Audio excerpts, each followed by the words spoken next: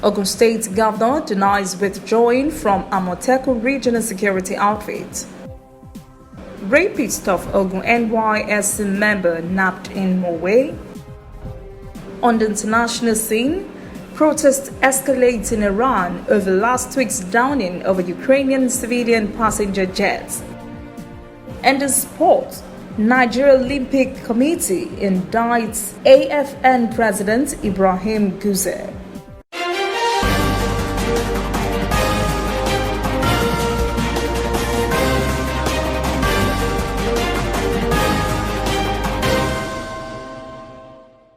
This is ANN News. I am Olajumoke Olatunji. The Supreme Court was unable to deliver judgment today in the appeals filed in the election of 7 state governors. The Supreme Court session was adjourned when one of the 7 justices became ill during the sitting. All gubernatorial appeals at which the apex court was to have rendered judgment today have been adjourned till tomorrow. The appeals were in the elections of the governors of Adamawa, Bauchi, Benue, Imo State, Kano, Plateau, and Sokoto states. The court had opened the session, but the panel had retired to its chamber because the court hall was congested. After reconvening and taking the appearance of counsels in the first case, the Chief Justice of Nigeria, Justice Tanko Muhammad, announced the court would have to rise because of the unforeseen circumstances. The man who allegedly raped a member of the National Youth Service Corps in Ogun State has been arrested in Mowe town close to Lagos. Ogun State Police Command spokesman Abimbola Oyeyemi said the suspected rapist, Olamide Babayemi, a shoe repairer, is said to have raped the 22-year-old youth corper when she went to collect a phone Babayemi was to have purchased for her but never did. The victim said she had given Babayemi 18,000 naira to purchase the phone for her. Police said the alleged rapist recorded nude videos of the youth corper and attempted to murder her. Police said the suspect claimed to be the victim's boyfriend and that he had confessed to the crime on interrogation. The suspect is also said to have blamed the youth corper for breaking up with him after graduating from the university. A 23-year-old suspected cult leader and alleged notoriously traffic robber has been arrested in Bariga, Lagos. Police say Olowolayemo Sadiq has been on their wanted list for a series of traffic robberies and cult violent attacks in Bariga. Police Public Relations Officer Bala Elkanah said in a statement that Sadiq, along with his accomplice Bamidele Moses, also known as Badu, has robbed a man of his motorcycle in December. Elkanah said Commissioner of Police Hakim Odumosu has ordered that the suspect be transferred to the State Anti-Robbery Squad, SARS, for further investigation and prosecution. Ogun State Governor Dakwa Abiodun has denied reports that he plans to pull out of the newly inaugurated Operation Amotekun. A Southwest Security Network commenced operations in the 6 southwestern states last week. The rumor mill began after Abiodun and his Osun State counterpart missed the inauguration of the security outfit in Ibadan. But Abiodun told newsmen in Shagamu on Sunday he has no plan to withdraw from the security operation. He said the 6 Western governors are in a partnership to jointly operate the security outfit. Abiodun said the deputy governor represented him at the inauguration of the outfit. They said his state donated 20 operational vehicles to the joint venture. And nearly 11 million Nigerian children are out of school, making it the country the highest rate of out-of-school children. Instability caused by a decade-long insurgency in the north is fueling the crisis, but a team of innovators is bridging the gap through a digital platform that allows children to learn from the comfort of their homes. Reporter Kelechi Emekalam has more. An ongoing homeschooling session for these siblings, 11-year-old Ayomide and his 9-year-old sister Kemi, have been homeschooled for the past 1 year now. Worried about the rising insecurity, their father decided to withdraw them from school. There's a lot of insecurity in Nigeria and in schools, particularly the northern part of the country. So I decided to get a study mate so that my mind will be at peace. But the kids are not missing out on their education. They're equipped with an interactive digital learning platform that covers their curriculum all year round, and illustrations are animated to catch the students' interest. Study mates helps me to learn better, and after learning with the study mate, it has a knowledge check. Knowledge check is the ability to take a short quiz with the interactive feedback. The platform is the brainchild of Thomas Ukedojo, an IT expert with a passion for education. Thomas and his team spent over a year developing the learning platform. They put together a multimedia studio where the learning materials are produced. It's his contribution to building the country's educational system. We look at our educational system and then we discover that there's a lot of gap. The kids are not doing well in school. But we know if education is good, it shows in the country. It shows in the development of the country. The question we need to ask ourselves is, how many innovators do we have today? How many creators do we have? And that was one of the things that inspired me. The UN's Children's Agency, UNICEF, reports that Nigeria accounts for 10.5 million children out of school. Terrorists have burnt down schools, kidnapped students, and killed teachers. Learning has become unsafe, especially in the northeastern region. Now the study mate is gaining traction here with over 50,000 users in just a few months, and the numbers are most likely to rise to give more children the opportunity to get good education.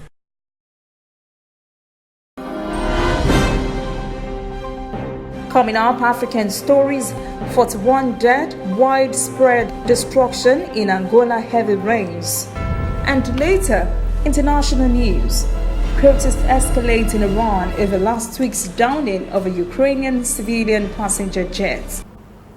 Welcome back. This is ANN News. Now to African stories.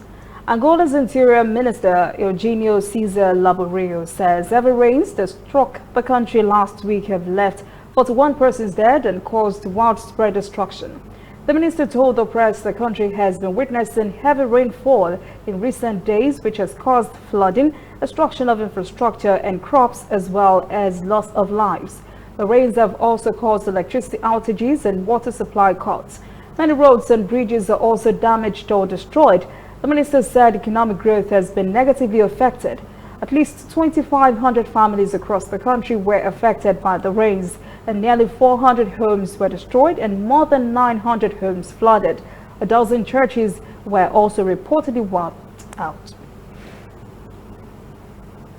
The Economics Intelligence Unit is predicting that Zimbabwe's economy may shrink by 13% this year as the southern African country faces a third consecutive year of drought. Agriculture in Zimbabwe's economic backbone, but poor rains in the past 2 years, as well as forecast of another drought in 2020, have left the country with little hope of economic revival this year. Reporter Faraya Wakutuya has the details.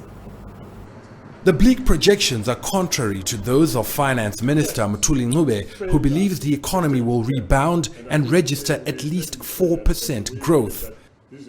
But in the absence of crucial international investment, which has been kept at bay by inconsistent currency regulations and a consecutive poor agricultural season beckoning, the ambitious target looks unlikely. We are really down to our own resources, and these are limited now, especially with things like capital, with electricity. Even the water supplies are threatened at the moment. So there's a lot of things going against us, and I can't see growth coming out of that. Ordinary citizens who've been battling to stay afloat are uncertain what the future holds. A lot of informal traders are going out of business, and those of us who remain are just taking our chances and hoping for the best. But we may also end up closing down. Many here hope government prioritizes ending some of the protracted crises. Top of a very long to-do list for government in 2020 should be restoration of confidence.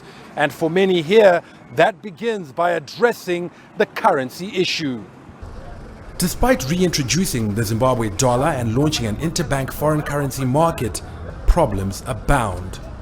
They need to give us more money in the banks so that we can buy food, pay for school fees and other basics.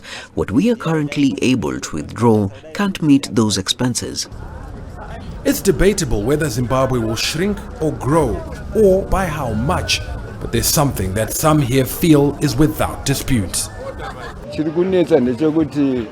We need consensus between the ruling government and the main opposition so they can work together and uplift this country. That's the only way we can prosper. Hope remains that the political fix can help save the country from another difficult year. The foggy and blustery weather being experienced across the West African region has compelled the Ghana Meteorological Agency to advise pilots and motorists to exercise extreme caution because the severe harmattan has made visibility very poor. Many drivers in Ghana say they have been involved in accidents as a result of poor visibility. Nabil Ahmed Rafai has more. Thick fog hanging over busy streets in Accra, Ghana is experiencing the dry season known as harmattan. The weather is making visibility difficult, especially for motorists. I'm unable to see clearly in this weather. It makes driving very difficult, and when you try to overtake another vehicle, you may have an accident. It's very difficult to drive at night because of the weather. Ghana experiences harmattan every year between November and February.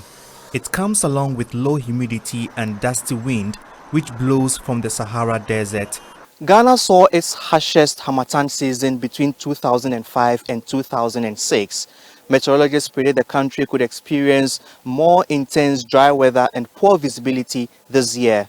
Experts say the northern part of Ghana will be the hardest hit. The atmosphere is very, very dry over there. This is the time that there should be, I think they've started reporting cases of bushfires here and there because the leaves are very dry. They are deprived of moisture. So that side, very dry, and that's where the winds also travel from before getting to the coastal belt. Experts are also linking the variation of the weather pattern to bad environmental practices. And all these things are due to our human activities because urbanization, more of us wants to live in the modern house type of houses, so we have to cut down trees and other facilities to make ourselves comfortable. The Motor Traffic and Transport Department says it has started recording accidents and wants motorists to be extra cautious on the road. All that it requires is very simple. Slow down, keep to your lane, avoid changing lane, and allow safer following distances. The National Road Safety Commission says it's training motorists on how to prevent accidents during the harmattan season. It is also working to fix malfunctioning street lights and road signs to improve visibility during this period. Gambia's former president Yahya Jammeh is said to be courting the help of his political party to return to the country.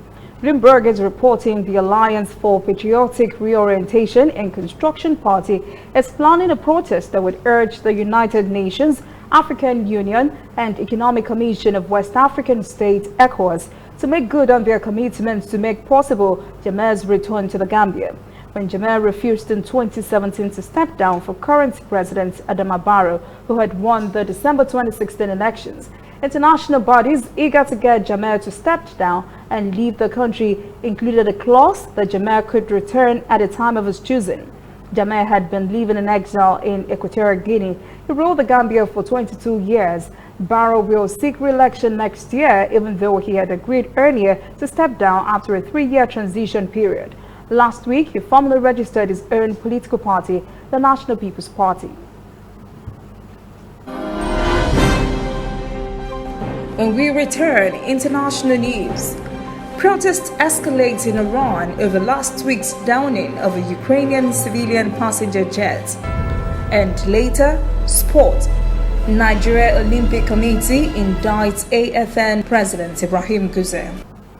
Welcome back. This is CNN News. On the foreign scene, Iranians have expressed public anger running into the third day, even as the country's leadership repeatedly denied it was to blame for the shooting down of the Ukrainian commercial jetliner, which killed all 176 on board. Protesters took to the street early Monday, expressing outrage over the authorities' admission that it had accidentally shut down the passenger's plane during a confrontation with the United States.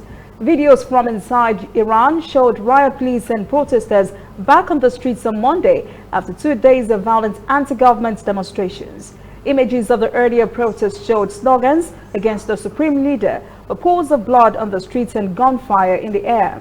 Authorities denied that police had opened fire as U.S. President Donald Trump tweeted, "Don't kill your protesters." Tehran has blamed human error for the downing of the jetliner.